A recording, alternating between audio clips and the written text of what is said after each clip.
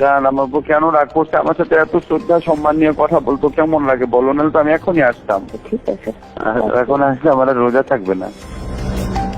জান আমার বউ কেন রাগ করছে, আমার সাথে এত শ্রদ্ধা সম্মান নিয়ে কথা বলতো কেমন লাগে বলো, নাহলে তো আমি এখনই আসতাম। আমার জাস্ট বুকটা ভেঙে গেছে। এইভাবে মানুষ বিজয় উদযাপন করে। আসল নাম মোহাম্মদ নজরুল ইসলাম, যাকে আপনারা চেনেন আসিফ নজরুল নামে। মোহাম্মদ নজরুল ইসলাম নাম পাল্টে যেভাবে আসিফ নজরুল হয়েছেন, ঠিক একইভাবে খোলস পাল্টে এক এক সময় এক এক পাত্রে হাজির হয়েছেন। পাত্র আলাদা হলেও পাত্রী হিসেবে আসিফ নজরুল সবখানে ফিট।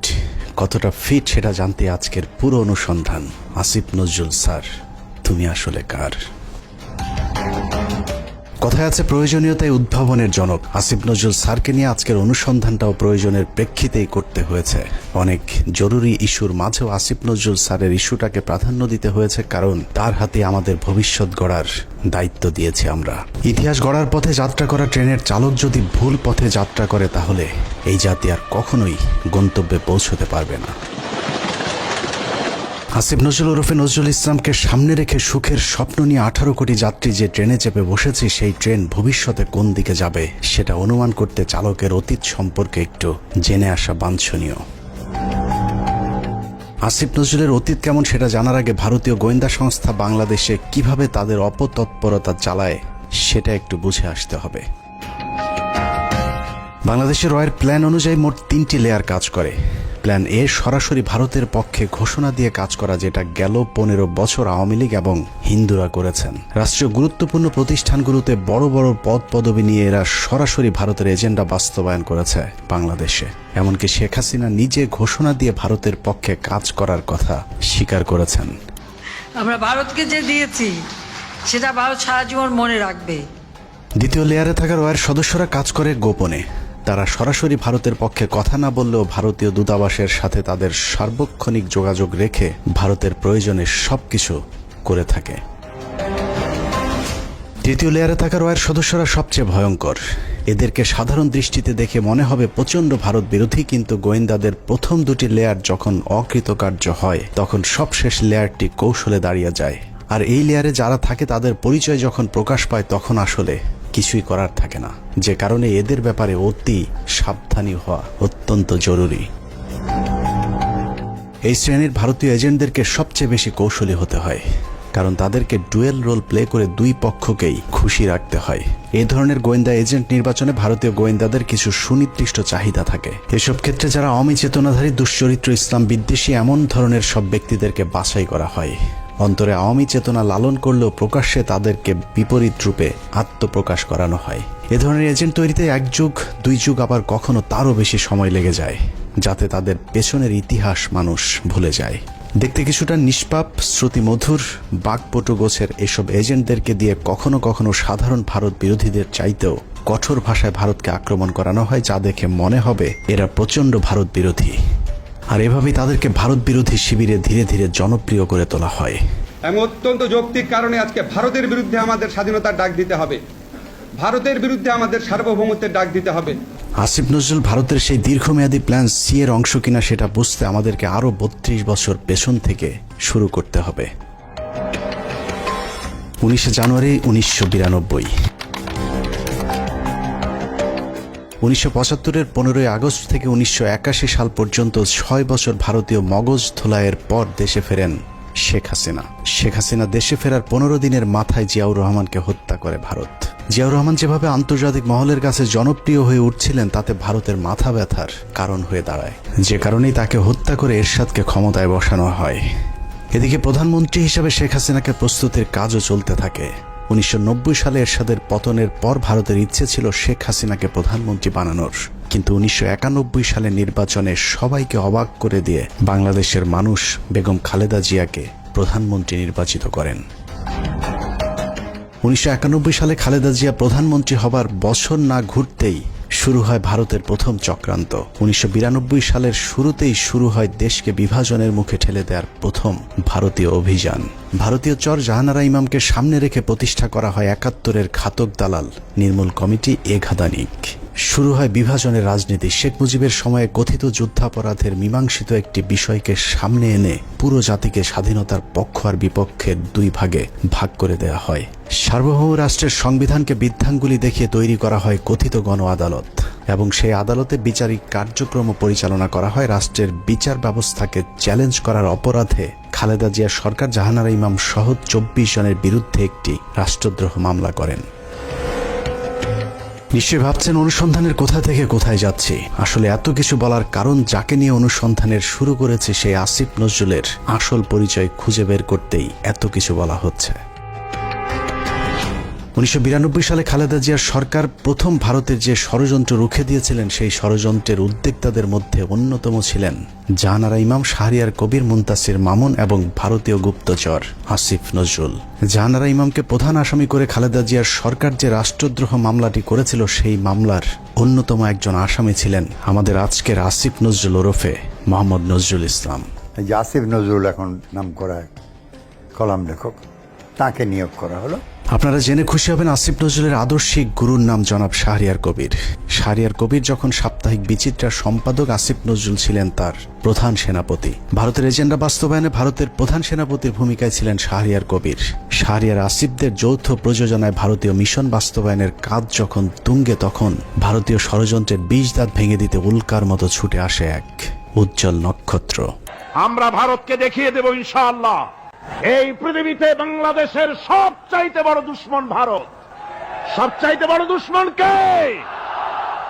হ্যামিলিয়নের বাঁশিওয়ালার মতো মাওলানা দেলোয়ার হোসেন সাইদি যখন অ আ ক খ করে সারা দেশের মানুষকে ভারতীয় ষড়যন্ত্রের ব্যাপারে ঐক্যবদ্ধ করছিলেন, তখনই পদে আগুন জ্বলে যায় আসিফ নজরুল আর তার আধ্যাত্মিক গুরু শাহরিয়ার কবিরের। আমি আল্লাহর নামে কসম করে বলছি, আল্লাহ তোমার জাতের কসম, তোমার ইজ্জতের কসম, তোমার সম্মানের কসম, 1971 সনের এক ফোঁটা পানি বা কাদা আমার গায়ে লাগে নাই, লাগে নাই, লাগে নাই। ভারতের বিরুদ্ধে গর্জে ওঠা সাইদি 80-র দশক থেকে এদেশের মানুষকে ভারতীয় ষড়যন্ত্রের বিষয়ে সচেতন করতে থাকেন।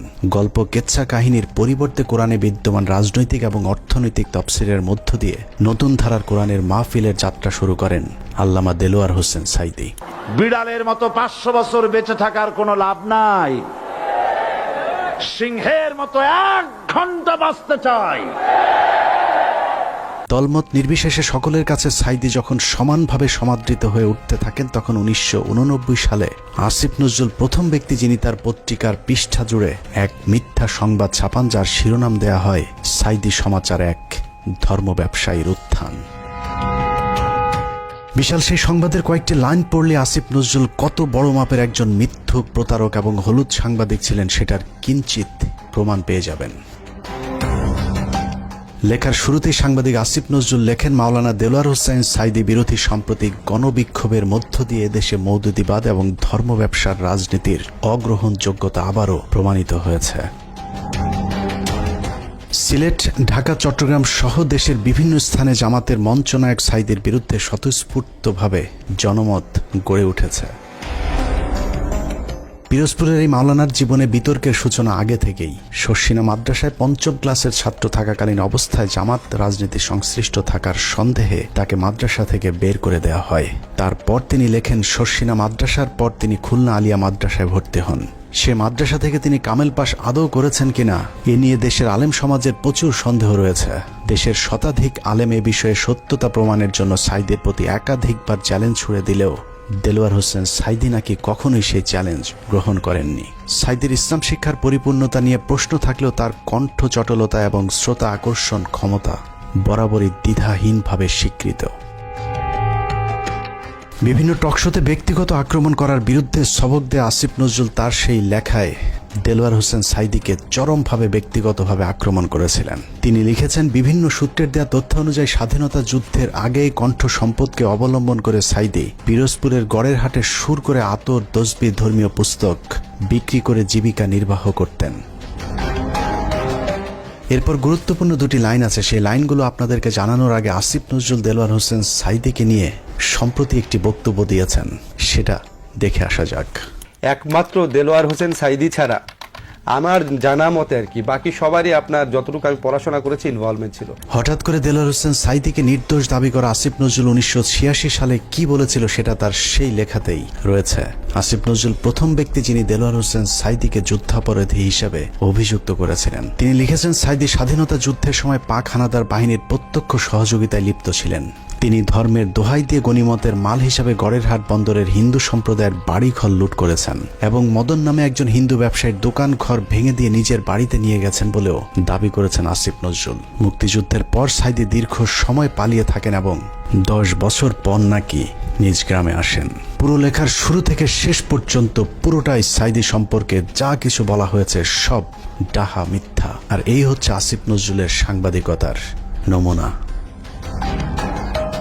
আসিফ নজরুল নিজের খোলস পাল্টানোর সময় মাঝে একবার এই লেখার ব্যাখ্যা দিয়েছিলেন, যেখানে তিনি বলেছিলেন শাহরিয়ার কবিরের দ্বারা প্রভাবিত হয়ে নাকি তিনি সাঈদী সম্পর্কে এসব লিখেছিলেন। কিন্তু এটা শুধু একটা চুরি কিংবা ছিনতাইয়ের ঘটনা নয়। এই লেখার মাধ্যমে দেলোয়ার হোসেন সাঈদীর বিরুদ্ধে যুদ্ধাপরাধের অভিযোগ উঠতে শুরু করে এবং তারই ফলশ্রুতিতে আওয়ামী লীগ সরকার দেলোয়ার হোসেন সাঈদীকে আটক করে এবং দীর্ঘ 1 যুগ জেলখানায় বন্দী থাকার পর শাহাদাত বরণ করেন দেশবরেণ্য এই আলেম। আসিফ নজরুলের এক লেখায় একজন নিষ্পাপ মানুষের জীবন কেড়ে নিয়েছে। অতএব দেলোয়ার হোসেন সাঈদীর হত্যাকাণ্ডের জন্য আসিফ নজরুল প্রত্যক্ষভাবে দায়ী। আসিফ নজরুল যে আগাগোড়া একজন চেতনাধারী লোক সেটা গণজাগরণ মঞ্চের সময়ও প্রমাণিত হয়েছে। আসিফ নজরুলের নাকের ডগায় গণজাগরণ মঞ্চের নামে বাংলাদেশের বিচার ব্যবস্থাকে গণধর্ষণ করা হলেও আসিফ নজরুল গণজাগরণ মঞ্চের ব্যাপারে একদম টু শব্দ পর্যন্ত করেননি। বস্তুত শাহবাগের গণজাগরণ মঞ্চ সেই আসিফ নজরুলদেরই ঘাতক দালাল নির্মূল কমিটির ফসল।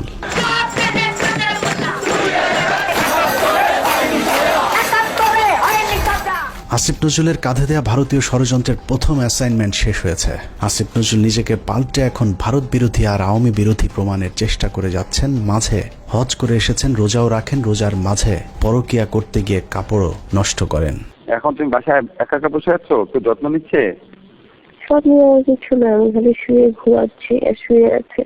চলে আসো না কেন, দেখে যাও আমাকে। হ্যাঁ, আমাকে দেখে যাও। আমিও তো চাই। জ্বর আক্রান্ত অবস্থায় পড়ে আছো এখন। আমি আসলে ইয়ে তো কেউ থাকে না কেন তোমার পাশে এখন? আসো, এসে দেখে যাও আমাকে। আসতে চাই। তোমাকে স্বপ্ন দেখতেছিলাম। জান, আমার বউ কেন রাগ করছে আমার সাথে? এত শ্রদ্ধা সম্মান নিয়ে কথা বলতো কেমন লাগে বলো, নাহলে তো আমি এখনই আসতাম। চলে আসো, এখন তো আসবে না বাসায়। তোমার গাড়ি নাই? না, জানি না। তুমি আসো না, কেউ আসবে না। এখন বাসার মধ্যে একটু জানলেই লাগছে আসতে। আচ্ছা ঠিক আছে, এখন আসলে আমার রোজা থাকবে না। আরেকজনের বউয়ের জ্বরে সেবার হাত বাড়িয়ে দেওয়া সমাজসেবক আসিফ নজরুল যে এখনো ভারতীয় জ্বর, চলুন তার আরো প্রমাণ দেখা যাক। রমনা বটমূল সারা দেশে সিরিজ বোমা হামলা, নারায়ণগঞ্জ গ্রেনেড হামলা থেকে শুরু করে বাংলাদেশে ভারতীয় গোয়েন্দা সংস্থার যে কটি বড় চক্রান্ত হয়েছে তার মধ্যে একটি 21শে আগস্ট গ্রেনেড হামলা। কতটা সূক্ষ্মভাবে 21শে আগস্টের ঘটনা ঘটিয়েছে তা নিয়ে আমাদের একটি অনুসন্ধান চলছে, যা কিছুদিনের মধ্যেই প্রকাশ করা হবে। সম্প্রতি 21শে আগস্টের মামলা থেকে তারেক রহমান সহ বিএনপির সব আসামিদেরকে অব্যাহতি দেওয়া হয়েছে। তার মানে বিএনপি এই ঘটনার সাথে জড়িত নয়। অথচ এই আসিফ নজরুলই স্বভাব সুলভ জোরালো ভঙ্গিতে বলেছিলেন 21শে আগস্ট গ্রেনেড হামলার জন্য দায়ী বিএনপি এবং ওই ঘটনাটি ধামাচাপা দেওয়ার জন্যও নাকি বিএনপি চেষ্টা করেছিল। বিএনপি কি এই হত্যার ঘটনা 21শে আগস্ট আক্রমণের ঘটনা ধামাচাপা দিতে চেয়েছে? অবশ্যই চেয়েছে। তারা জঘন্য রকম ভাবে ধামাচাপা দিতে চেয়েছে, হাস্যকর ভাবে ধামাচাপা দিতে চেয়েছে। এখন প্রশ্ন হলো আসিফ নজরুলের বক্তব্য কোনটা সঠিক? বিএনপি দোষী নাকি বিএনপি নির্দোষ? যদি এখন বিএনপির চাপে তারেক রহমানকে অব্যাহতি দিয়ে থাকে তাহলে তার পদত্যাগ করা উচিত। আর যদি আগের বক্তব্য মিথ্যা হয় তাহলে সেই মিথ্যা তিনি কার পরামর্শে বলেছিলেন সেই জবাব জনগণের সামনে দিতে হবে। আসলে আসিফ নজরুল আগে যা বলেছিলেন সেটাই তার আসল চরিত্র। এখন তিনি যা করছেন সেটা তার অভিনয়। উপরে উপরে নিজেকে আওয়ামী এবং ভারত বিরোধী প্রমাণের জন্য রক্ত গরম করার কথা বললেও আসিফ নজরুল আসলে একজন ভারতীয় জ্বর এবং তিনি যা কিছু করেন সবকিছু ভারতীয় থিঙ্ক ট্যাঙ্ক, ডেইলি স্টার এবং প্রথম আলোর অফিস থেকেই করানো হয়। অনেকেরই মনে হতে পারে আসিফ নজরুল আগে খারাপ থাকলেও এখন ভালো হয়ে গিয়েছেন, কিন্তু চলুন দেখা যাক আসিফ নজরুল আসলেই ভালো হয়েছেন কিনা। আমার জাস্ট বুকটা ভেঙে গেছে। এইভাবে মানুষ বিজয় উদযাপন করে। আপনার পলিটিক্যাল অপোনেন্টের উপর আপনার রাগ থাকতে পারে, আপনার পুলিশের উপর রাগ থাকতে পারে, এই জন্য এইভাবে নির্বিচার হামলা করা হবে। 5 তারিখ বিজয়ের পর আসিফ নজরুলের প্রথম ভিডিও বার্তা ছিল আওয়ামী লীগের প্রতি সমবেদনা জানিয়ে। আওয়ামী লীগকে বাঁচাতে তার কাকুতি দেখে মনে হয়েছে নিজ দলের নির্যাতিত মানুষের পক্ষে দাঁড়িয়েছেন আসিফ নজরুল। অথচ তার কয়েক ঘন্টা আগেও প্রায় 2000 মানুষকে নির্মমভাবে হত্যা করেছে এই আওয়ামী লীগেরই সন্ত্রাসীরা। একটা ঘটনা যেন আর না ঘটে। আমার প্রতি যদি আপনাদের বিন্দুমাত্র ভালোবাসা থাকে, যাদের ভালোবাসা থাকে, তারা এই কাজ করবেন না। আসিফ নজরুল সেই উপদেষ্টা যার কার্যালয় থেকে শেখ মুজিবের ছবি নামাতে সবচেয়ে বেশি সময় লেগেছে। আসিফ নজরুলের বাসায় প্রায় 2 মাস পালিয়েছিলেন সামন্তলাল সেন, যিনি জ্বালাও পোড়াও নাটকের মূল হোতা। আসিফ নজরুল তার চাচা শ্বশুর জাফর ইকবালকে আটক না করে দেশ থেকে পালিয়ে যেতে সুযোগ করে দিয়েছেন। অথচ 5 তারিখের 1 সপ্তাহ আগে যিনি আন্দোলনকারী ছাত্রদেরকে পাকিস্তানি রাজাকার বলে সরকারকে ছাত্র হত্যায় উস্কে দিয়েছিলেন। আসিফ নজরুল খুনের মামলার আসামি আনোয়ার হোসেন মঞ্জুকে পুলিশ আটক করার 1 ঘন্টার মাথায় ছেড়ে দিতে বাধ্য করেছিলেন। এই ঘটনায় আসিফ নজরুল তার এক সাংবাদিক বন্ধুর মাধ্যমে 5 কোটি টাকা নগদ ঘুষ নিয়েছিলেন। ঘটনাটি তদন্ত করলেই বেরিয়ে আসবে আসিফ নজরুলের তদবিরে আনোয়ার হোসেন মঞ্জু ছাড়া পেয়েছিলেন কিনা। অথচ মঞ্জুর ইত্তেফাক পত্রিকা গেল 15 বছর হাসিনার দালালি করেছে এবং আন্দোলনের সরাসরি ছাত্রদের বিরুদ্ধে অবস্থান নিয়েছিল ইত্তেফাক পত্রিকা। আসিফ নজরুল সেই উপদেষ্টা যার ইশারায় সাবের হোসেন চৌধুরী সহ একের পর এক আওয়ামী লীগের হত্যা মামলার আসামিরা জামিনে ছাড়া পাচ্ছেন। সূত্র জানিয়েছে প্রতিটি জামিনে আসিফ নজরুল মোটা অঙ্কের টাকা নিচ্ছেন। সব শেষ ঝিনাইদহের বিচারক জামিন দিতে না চাইলে তাকে ছুটিতে পাঠানোর ভয় দেখিয়ে ঝিনাইদহের আওয়ামী লীগের সাবেক এমপিকে জামিন দিতে বাধ্য করেন আসিফ নজরুল। ঝিনাইদহে নাশকতা ও হত্যা মামলায় গ্রেপ্তার আওয়ামী লীগের সাবেক 2 সংসদ সদস্যকে অন্তর্বর্তীকালীন জামিন দিয়েছে আদালত। আসিফ নজরুলের চাপে বিভিন্ন থানায় মামলা নিতে গড়িমসি করছে পুলিশ। কারণ আসিফ নজরুল গণহারে আসামিদের বিরুদ্ধে মামলা না দেওয়ার জন্য আওয়ামী লীগের পক্ষে দাঁড়িয়েছিলেন। তার দাবি শত শত মানুষের বিরুদ্ধে মামলা দেয়া যাবে না। অথচ আন্দোলনের সময় আওয়ামী লীগের হাজার হাজার সন্ত্রাসীরা ছাত্র হত্যায় অংশ নিয়েছিল। অথচ আসিফ নজরুল গণহারে মামলার বিপক্ষে। ঢালাও মামলার একটা খুব মারাত্মক একটা প্রকোপ দেশে দেখা দিয়েছে। এটা আমাদেরকে অত্যন্ত বিব্রত করে। এরই মধ্যে যেসব হত্যা মামলা হয়েছে তার অধিকাংশ আসামিকে ধরার কোনো তৎপরতা নেই। প্রায় সবখানে আওয়ামী লীগের লোকজন যেভাবে বুক ফুলিয়ে ঘুরে বেড়াচ্ছে তাতে মনে হচ্ছে এ যেন দেখার কেউ নেই। 15ই আগস্ট জাতীয় দিবস বাতিল করা হয়েছিল, সেই রায় স্থগিত করা হয়েছে আসিফ নজরুলের নির্দেশে। সবচেয়ে ভয়ঙ্কর বিষয় হলো যে ছাত্রদের প্রতিনিধি হিসেবে আসিফ নজরুল উপদেষ্টার পদ বাগিয়ে নিয়েছেন। সেই ছাত্রদের কতজন জুলাই হত্যাকাণ্ডে নিহত হয়েছিলেন তাদের সংখ্যাও এখন পর্যন্ত সঠিকভাবে গণনা করা হয়নি। যারা আহত হয়েছিল তাদেরও খোঁজ নিচ্ছে না সরকার। উন্নত চিকিৎসার অভাবে আহত অনেকেই মৃত্যুর দিকে এগিয়ে যাচ্ছে। অথচ আগস্টেই বলা হয়েছিল তাদেরকে উন্নত চিকিৎসার জন্য বিদেশে পাঠানো হবে। বাস্তবে এখন পর্যন্ত একজনকেও বিদেশে পাঠানো হয়নি উন্নত চিকিৎসার জন্য। আমার এই শরীরে আমি কি করতে পারবো? যার হাত নাই সে শরীরে কি করতে পারবে? যার পা নাই তার সে কি? এখানে দেখেন চোখে অনেক গুলি আছে। আমার এলাকাতে আমার ছোট ভাই আমার একসাথে আন্দোলন করছে, ওর মাথার ভিতরে এখনো 2টা গুলি আছে। ইস্তিয়াক না, ও কি করবে? আমাদের পুনর্বাসনের একটা ব্যবস্থা করা উচিত। কি করতেছে টাকা তো কি করতেছে ওগুলা? আমরা কি উন্নয়নের, আমরা কি আর কি দেশ সংস্কারের অংশ না? এদেরকে এইভাবে অমূল্য, এদেরকে টিস্যু হিসাবে এখন ফেলে দেওয়া হয়েছে। টিস্যু, এরা এখন টিস্যু। আমিও আন্দোলনে ছিলাম, হয়তো আল্লাহ আমার শরীর সুস্থ রাখছে, আমি আল্লাহর কাছে লাখো শুকরিয়া করি। কেন লাখো শুকরিয়া করি জানেন? কারণ কি আমি যদি গুলি খেতাম, আমি যদি আহত হইতাম, কেউ দেখতে আসতো না আমাকে, কেউ দেখতে আসতো না আমাকে। আজকে এদের প্রত্যেকটি আজকে এখানে দাঁড়ায় তাদেরকে আন্দোলন করতে হচ্ছে। কেন তারা আন্দোলন কেন করবে? বিডিআর হত্যাকাণ্ডের মূল রহস্য উদ্ঘাটনে একটি কমিশন গঠন করার কথা থাকলেও সেটা এখনো পর্যন্ত করা হচ্ছে না। জানা যায় আসিফ নজরুলের প্রভাবে আটকে আছে বিডিআর হত্যাকাণ্ডের তদন্ত কমিটি গঠন। আমি major Mohammad Zahidi Ahsan Habib, retired, BDR হত্যাকাণ্ডের একজন প্রত্যক্ষদর্শী। বহুদিন আগে থেকে শুনে আসছি বিডিআর হত্যাকাণ্ডের পুনর্বিচার শুরু হবে, কিন্তু আজ পর্যন্ত কোনো অগ্রগতি দেখতে পাইনি। এই পিলখানা হত্যাকাণ্ড, যে পিলখানা হত্যাকাণ্ডের সাথে সরাসরি আওয়ামী সরকার বা ভারতীয়রা জড়িত ছিল, সেই পিলখানা হত্যাকাণ্ডের বিচারের কোনো অগ্রগতি এখনো নাই। গত 4 মাস 4টি ডেট পড়ার পরেও তারা মুক্তি পায় নাই। কোর্ট বিভিন্ন অজুহাতে জামিন শুনানি দীর্ঘায়িত করছেন। এদিকে পিলখানা হত্যাকাণ্ডে বলির পাঠা বিডিআর জওয়ানদের মামলায় 5 তারিখের পর 3টি জামিন শুনানি হয়েছে। প্রথমটিতে আসিফ নজরুল পিপি নিয়োগ দেওয়ার সময় পায়নি, দ্বিতীয় শুনানির একদিন আগে পিপি নিয়োগ দেওয়া হলেও পিপি নাকি মামলার নথি দেখার সময় পাননি, আর তৃতীয় শুনানিতে নথি পড়ার জন্য আরও কয়েকদিন সময় চেয়েছেন রাষ্ট্রপক্ষ। এভাবেই হাইকোর্ট দেখানো হচ্ছে দেশপ্রেমিক জওয়ানদেরকে। ৫ তারিখের পর এরই মধ্যে 2 জন বিডিআর জওয়ানের জেলখানায় রহস্যজনক মৃত্যু হয়েছে। এতে বিডিআরের অন্য সদস্যরাও আতঙ্কে আছেন বিডিআর হত্যাকাণ্ডের ঘটনা ধামাচাপা দিতে তাদেরকেও ধীরে ধীরে অসুস্থতার নামে হত্যা করা হতে পারে। একইভাবে তারেক রহমানের মামলাগুলোতেও নানাভাবে জটিলতা তৈরি করে রাখা হয়েছে। এখনও লুৎফুজ্জামান বাবরকে ছাড়ার কোনো খবর নেই। এক মহান দেশপ্রেমিক সেনা কর্মকর্তা মেজর জেনারেল রেজ্জাকুল হায়দারকে এখনও মামলার দোহাই দিয়ে জেলে আটকে রাখা হয়েছে। দেখে মনে হচ্ছে আসিফ নজরুল আর প্রথম আলোর জন্যই ছাত্ররা স্বাধীনতা এনেছিল। এখনো কয়েক হাজার আলেম জেলখানায় বন্দী, কৃত্রিম জটিলতা সৃষ্টি করে তাদের জামিন শুনানির সুযোগও দেওয়া হচ্ছে না। ডিজিটাল সিকিউরিটি অ্যাক্টের মামলায় হাসিনা সরকারের আমলে যারা জেলে গিয়েছিলেন তাদের অধিকাংশ এখনো পর্যন্ত জেলখানায় বন্দী আছেন। ভাবুন তো, তাদের জন্য কি স্বাধীনতা আসেনি? এখন প্রশ্ন হলো, বিদ্রোহী সরকারের বিদ্রোহী কাজী নজরুল ইসলামের ভূমিকায় অবতীর্ণ হওয়া আসিফ নজরুল তাহলে করছেটা কি? চলুন দেখা যাক আসিফ নজরুল কি করছে। 17 মে 2021।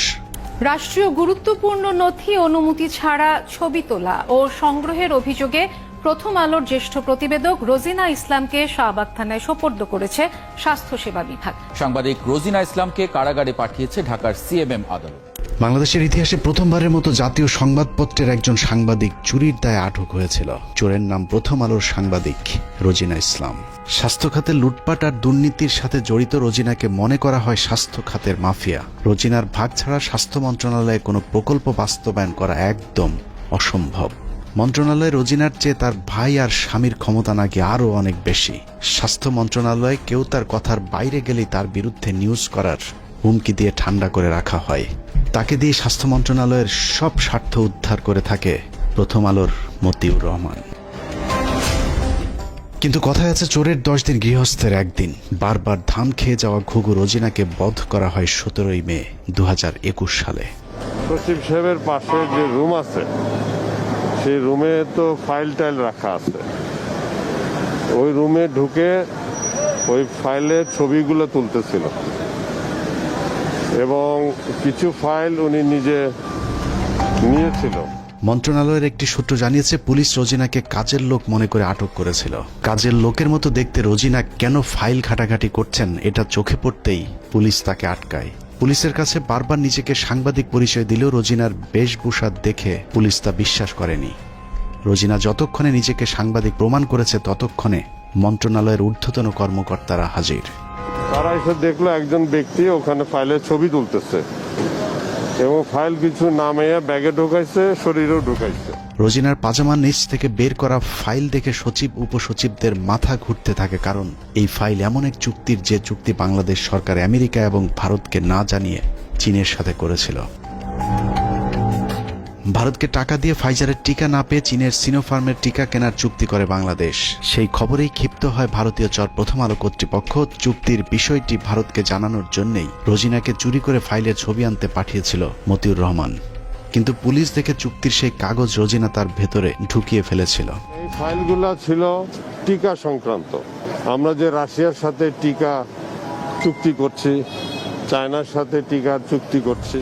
গ্যারান্টি দিয়ে বলে রাখলাম, প্রথম আলো রোজিনা সচিবালয় থেকে ফাইল চুরি করেছিল এবং এখানে এক ফোঁটাও মিথ্যে নেই। অথচ উপদেষ্টা হিসেবে আসিফ নজরুল প্রথম কার্যদিবসে রোজিনার মামলাটি খারিজ করে দেওয়ার আশ্বাস দেন। পরদিন মামলাটি খারিজ হয়ে যায়। প্রায় 3 বছর পর অফিসিয়াল সিক্রেটস অ্যাক্টে করা মামলা থেকে অব্যাহতি পেয়েছেন প্রথম আলোর বিশেষ প্রতিনিধি রোজিনা ইসলাম।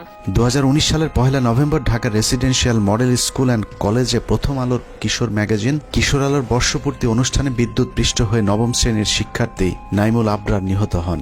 ওই ঘটনায় আবরারের বাবা একটি হত্যা মামলা দায়ের করেন, যে মামলায় প্রথম আলোর সম্পাদক মতিউর রহমান সহ 10 জনের বিরুদ্ধে গ্রেপ্তারি পরোয়ানা জারি হয়েছিল।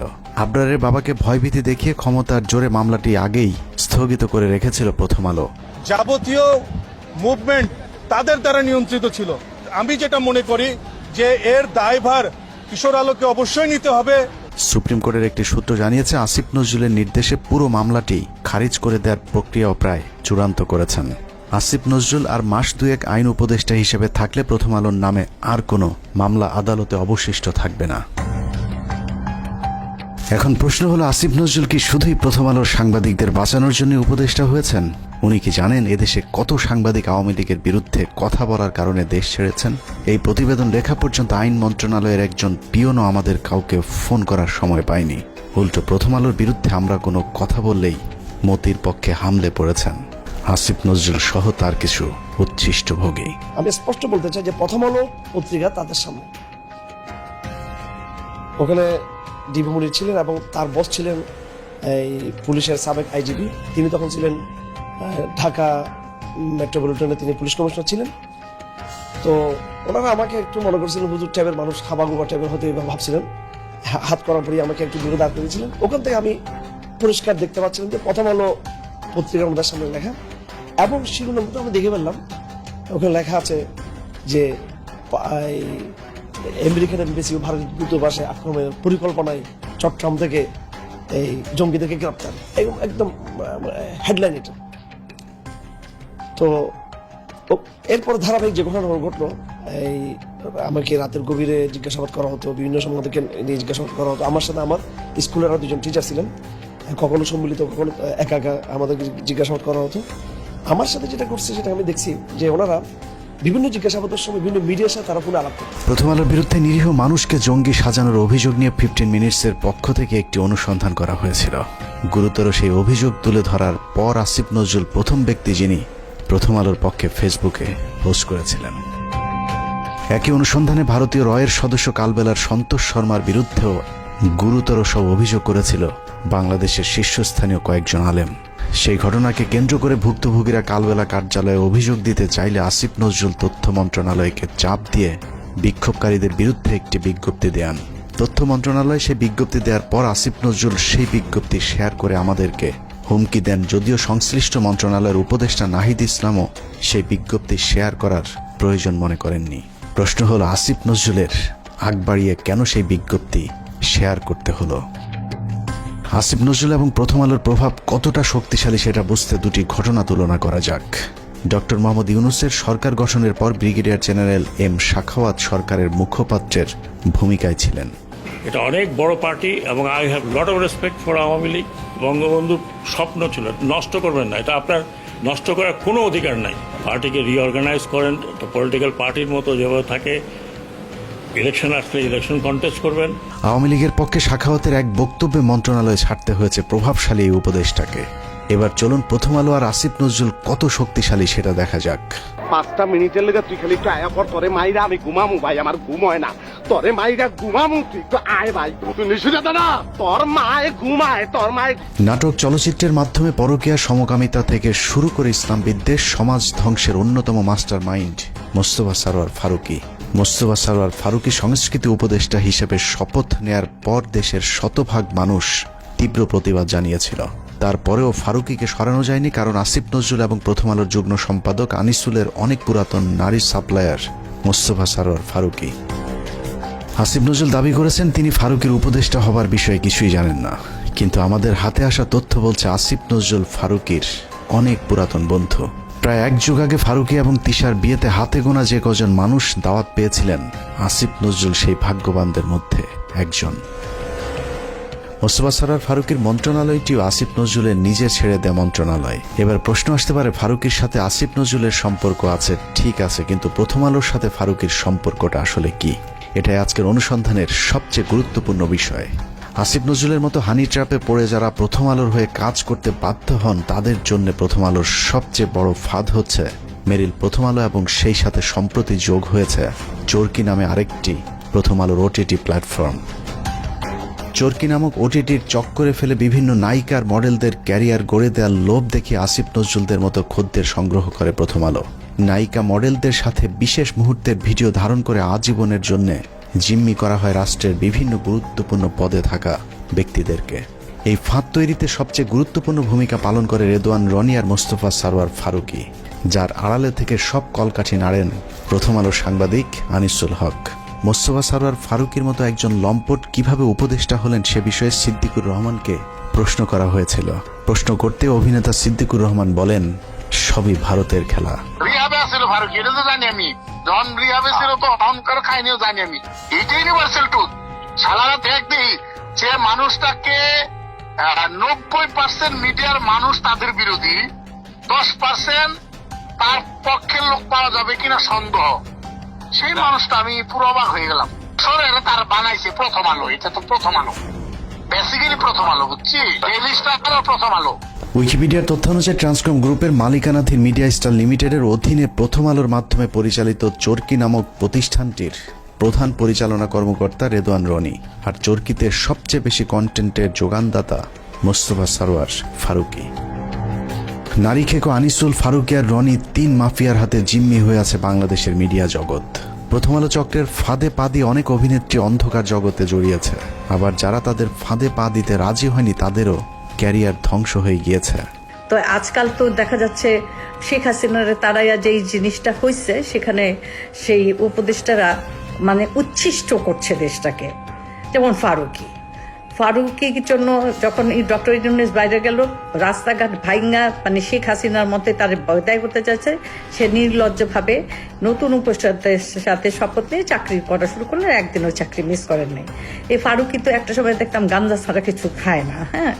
তারপরে তার একটু উন্নত হইলো অপি করিম রেসাইরা, তার আগে বন্যার সাথে ছিল, তার আগে যে গান গাইছে কালী মহিলাটা ভুলে গেছে নামটা, ভুলে গেছে। তারপরে সে এতটাই অমঙ্গলজনক ছিল যে তার ভাই ব্রাদাররা যে প্রথম 4 জন তো জীবন এরা জীবন, আমরা যখন শুটিং করতেছি আশুতোষ জন্য বাইনোকুলার, তিন্নিকে ওরা যৌন হয়রানি এবং তাকে শারীরিকভাবে মানসিকভাবে এতটাই ভারাক্রান্ত করছিল। আমরা মামুন আমাকে বলছে যে আপনার আশুতোষ শুটিংটা বন্ধ করে দিই, এবং একাধারে তো আমি তো গাঁজা খেতে দেখছি, পরবর্তীতে শুনলাম তিনি ফারুকী রিহাব করে আসছে।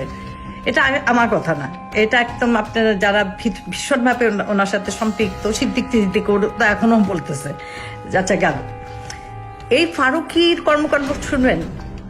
আমি রাজীব নামে ওদের তখন 69-এর সময় একটা এডিট খারাপ একটা কথা বলছে, আমি বললাম যে এই কথাটা তোমার মুখে মানায় না, তুমি কেন বললে যে এখান থেকে শিখছে। আমি উদাহরণস্বরূপ ওইখানকার এডিট দিলে বললাম তোজু এইটা ওইটা ওইটা। ফারুকী এতটাই মানে তখন গান্ধা চোটে ভুলে গেছে গে, সবই দরজা আটকাইয়া সব এডিগুলো রেখে আমাকে মাঝখানে এমন অপমান করলো, তোজু এরকম এরকম সেরকম। আমি না হতভম্ব হয়ে গেলাম। ওর এইটুকু মাথা ছিল না তখন, নন ম্যাট্রিক বা ম্যাট্রিক হইলে যা হয়, পড়াশোনার তো মানে গদবাধা কিছু নেই। পোটেনশিয়াল কি দিছে, 3 4 তারপরে মানে যা তা আর কি।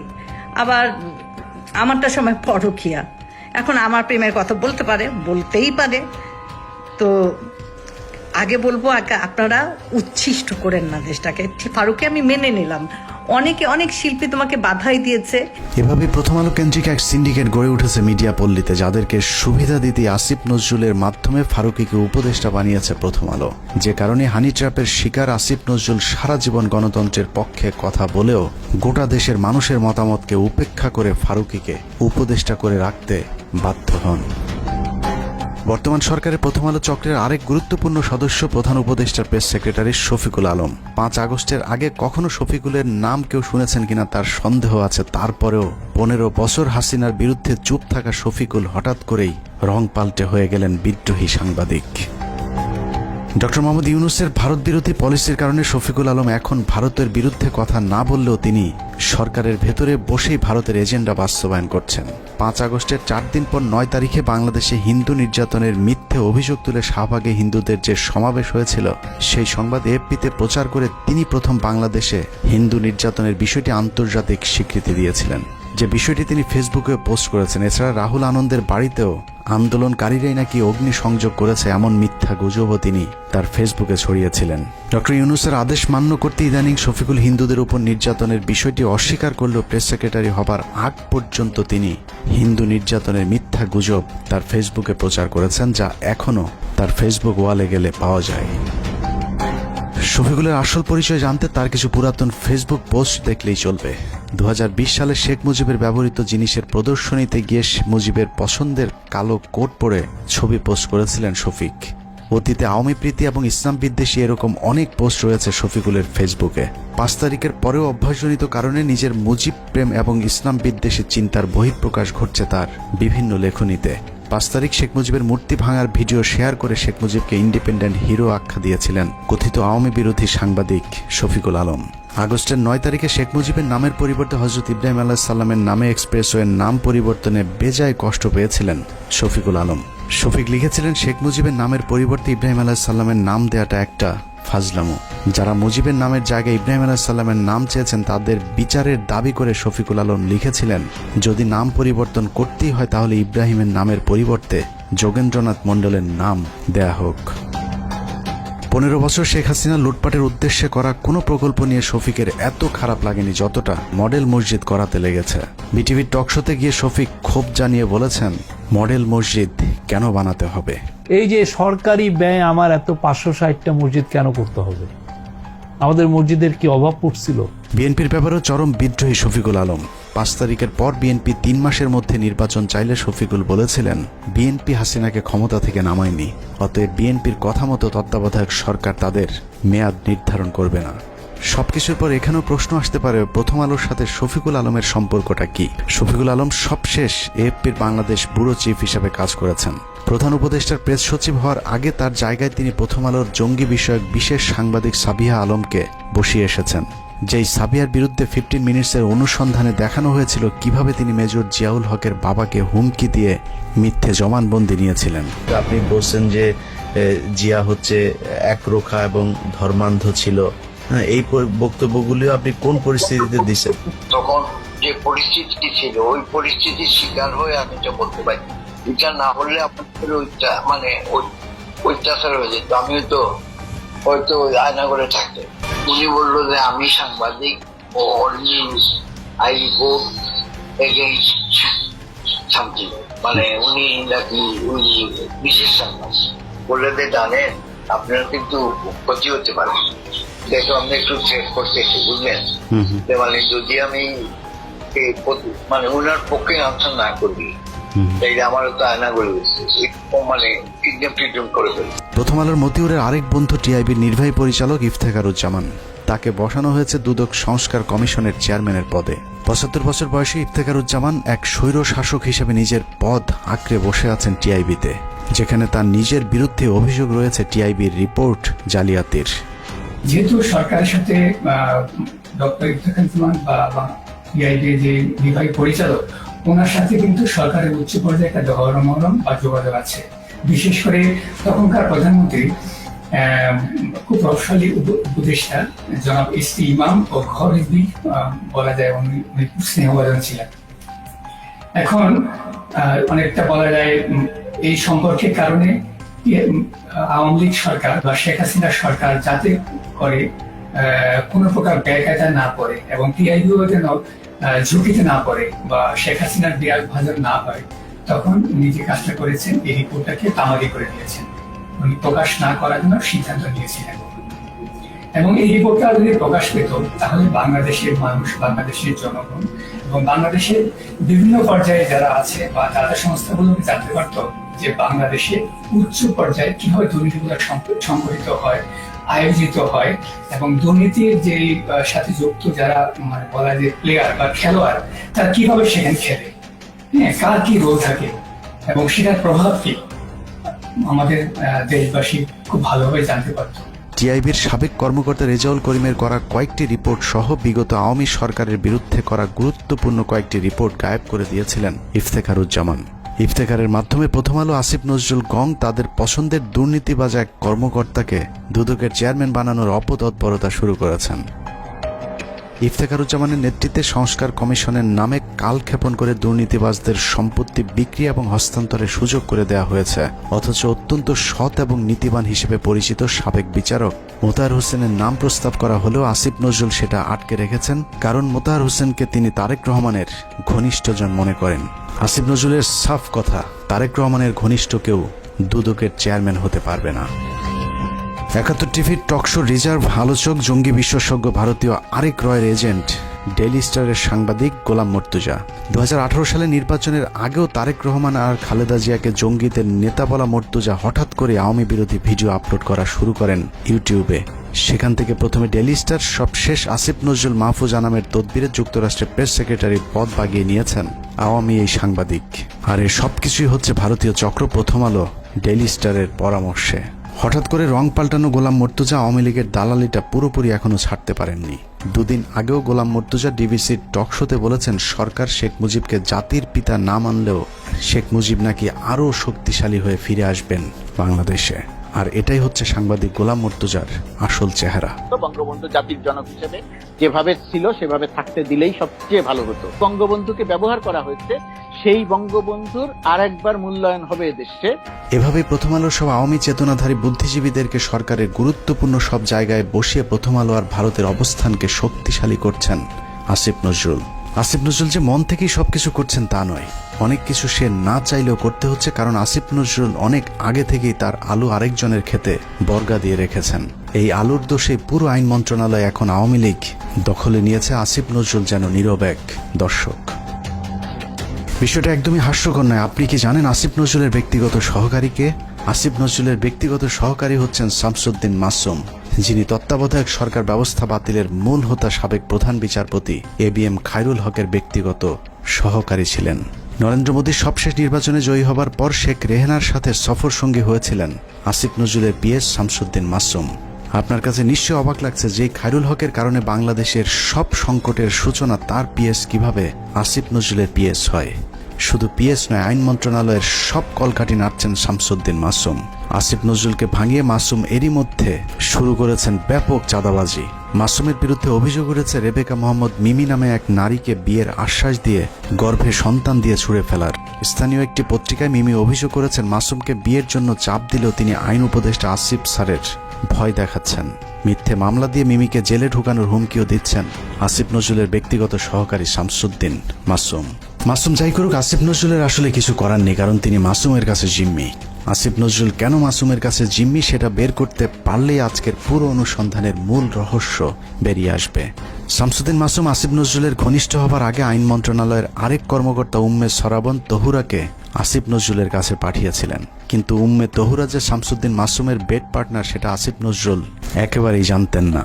যতদিনে জেনেছেন ততদিনে আসিফ নজরুলের গোপন ভিডিও তহুরার হাতে। সেই ভিডিওর ভয় দেখিয়ে আসিফ নজরুলের পিএসের চেয়ারে বসানো হয়েছে শামসুদ্দিন মাসুমকে। আইন মন্ত্রণালয়ে আসিফ নজরুলের চেয়ার বড় হলেও ক্ষমতায় মাসুম আর তহুরা সবার চেয়ে উপরে, আর তাদেরকে দিয়ে প্রথম আলো আওয়ামীপন্থী কর্মকর্তাদেরকে গুরুত্বপূর্ণ সব পদে বসিয়ে যাচ্ছেন। এখানে প্রশ্ন আসতে পারে, তহুরা মাসুমের সাথে প্রথম আলোর সম্পর্কটা কি? আসিফ নজরুলকে হানি ট্র্যাপে ফেলা উম্মে তহুরা ছিলেন প্রথম আলোর সাংবাদিক। এ ধরনের অভিযানে কাজে লাগাতেই প্রথম আলো তহুরাকে জুডিশিয়াল সার্ভিসে চাকরি নিয়ে দিয়েছিলেন। অনেকদিন আগে প্রথম আলো রয়ের রোপণ করা সেই গাছে এখন ফল ধরতে শুরু করেছে, আর আসিফ নজরুল সেই ফলের ছুঁড়ে ফেলা বিচির মতো অসহায়। মাসুমের মাধ্যমে আসিফ নজরুল তার নিয়োগ বদলি বাণিজ্য চালিয়ে যাচ্ছেন। সূত্র জানিয়েছে আসিফ নজরুল তার স্ত্রীকে আমেরিকা পাঠানোর প্রস্তুতি নিয়েছেন এবং 5 তারিখের পর থেকে দুহাত ভরে টাকা কামাচ্ছেন এবং সেই টাকা যুক্তরাষ্ট্রে পাচার করবেন বলেও তার এক ঘনিষ্ঠ সূত্র জানিয়েছেন। এরই মধ্যে তার ঘনিষ্ঠ এক সাংবাদিকের মাধ্যমে $1.3 মিলিয়ন দিয়ে বাড়ি কেনার চেষ্টা করছেন আসিফ নজরুল। আপনি সংস্কার আমার তো এই সংস্কারের প্রতি এখনো বিশ্বাস নাই। তো আসিফ নজরুল, আপনি এত ছাত্রদের নিয়ে এত চিল্লাপাল্লা করেন, হই হুড়স্থুল করেন যে সংস্কার করে নাকি উল্টাইয়া দিবেন, তো আপনি একজন বিচারপতি নিয়োগ দিচ্ছেন কেন? এই সংস্কারটুকু না করে একজন বিচারপতি নিয়োগ দিচ্ছেন কেন? এভাবেই চলছে আসিফ নজরুলের সংস্কার। একদিকে ভারতীয় গোয়েন্দাদের শাখা অফিস ডেইলি স্টার প্রথম আলোর এজেন্টদেরকে বিভিন্ন জায়গায় বসানো হচ্ছে, অন্যদিকে আওয়ামী লীগকে বাঁচানোর সব চেষ্টা চালিয়ে যাচ্ছেন আসিফ নজরুল। মাঝখানে যে স্বপ্ন নিয়ে মানুষ জীবন দিল তাদের সেই স্বপ্ন অঙ্কুরেই বিনষ্ট হবার পথে। তারপরেও আমাদের দেশের কিছু মানুষ স্বপ্ন দেখে আসিফ নজরুলের হাত ধরে এই দেশ সিঙ্গাপুর হবে। তাদের সাথে আমিও একটু স্বপ্ন দেখতে চাই, আর সেই স্বপ্ন বাস্তবায়ন করতে হলে বাস্তবেও কিছু একটা হতে হবে। কিন্তু আসলেই কি বাস্তবে কিছুই হচ্ছে?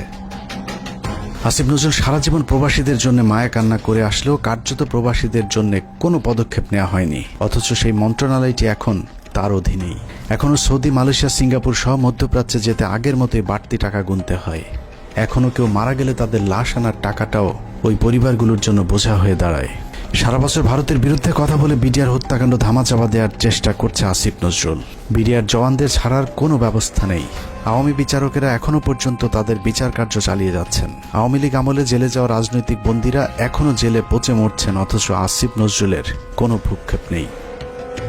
তারেক রহমানের বিরুদ্ধে মামলাগুলোর ক্ষেত্রে আইনের দোহাই দিয়ে আটকে রাখা হয়েছে। মাহমুদুর রহমানের মতো বিপ্লবীকে আইনের দোহাই দিয়ে জেলে ঢোকানো হয়েছে। কথায় কথায় আইন শেখানো আসিফ নজরুলকে উত্তর দিতে হবে কোন আইনে শেখ হাসিনাকে ক্ষমতা থেকে সরানো হয়েছে। আসিফ নজরুল উপদেষ্টাই বা হয়েছেন সংবিধানের কোন ধারায়? পুলিশ ধরার পর 3 হত্যা মামলার আসামি মুন্নি শাহ কোন আইনে ছাড়া পেলেন? রাতের আধারে আনোয়ার হোসেন মঞ্জুর কাছ থেকে 5 কোটি টাকা নিয়ে তারপর তাকে ছাড়তে বাধ্য করা সংবিধানের কত নম্বর অনুচ্ছেদে বর্ণিত আছে? আইন উপদেষ্টার চাচা শ্বশুর হলেই কি হত্যা মামলার ওয়ারেন্টের আসামিকে বিদেশে পাঠিয়ে দেওয়া যায়? তাহলে জাফর ইকবালকে আসিফ নজরুল কোন আইনে পালিয়ে যেতে সাহায্য করেছেন? সারা দেশে হত্যা মামলার আসামিরা নির্দ্বিধায় কোন আইনের বলে ঘুরে বেড়াচ্ছেন? বাংলাদেশের সংবিধানের কোন ধারায় তাদেরকে বাঁচানো হচ্ছে? পরিস্থিতি দেখে মনে হচ্ছে প্রথম আলোর তত্ত্বাবধানে সরকারের একটি অংশ আওয়ামী লীগকে বাঁচানোর আপ্রাণ চেষ্টা চালিয়ে যাচ্ছে। এত কিছুর পরও বিএনপি জামায়াতের এক শ্রেণীর নেতারা প্রথম আলো ডেইলি স্টারকে বাঁচাতে তাদের পাশে গিয়ে দাঁড়িয়েছে, অথচ 15 বছরে বাংলাদেশকে জঙ্গি রাষ্ট্র বানানোর কারিগর এই প্রথম আলো। শুধু বাংলাদেশ নয়, খালেদা জিয়া এবং তারেক রহমানকে জঙ্গিদের নেতা হিসাবে সারা পৃথিবীর কাছে তুলে ধরেছে এই প্রথম আলো ডেইলি স্টার।